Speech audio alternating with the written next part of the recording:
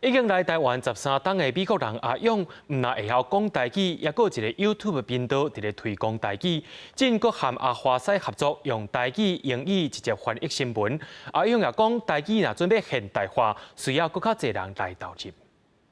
重点是用台语，台语台语会讲好，台语我会使讲。哦好，你好我用台语点饮料对话拢总无问题。伊是阿勇，为美国来台湾已经13档，唔但台语真认真，佮开设 YouTube 频道推广台语文。伊特别到台南参加台语市啊，下面就面对面来教台文罗马字。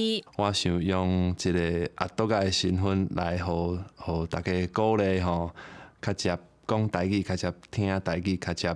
有读写台语吼，这嘛是真重要的一个部分。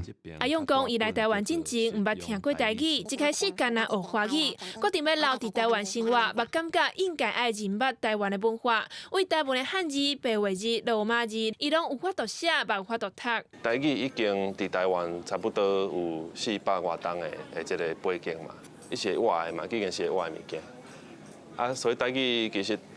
伊的概念、伊的思路，伊拢真丰富啊。但是台语上欠缺的物件，就是对我来讲就是文字。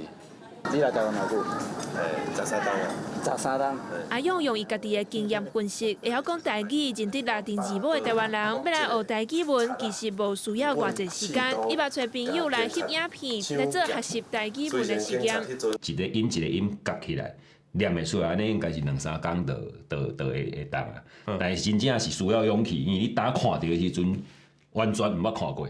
我希望较侪台湾人，家己有这个概念，讲，我是安那讲台语讲到遐认真，但是我毋捌字。其实这个问题影响介大。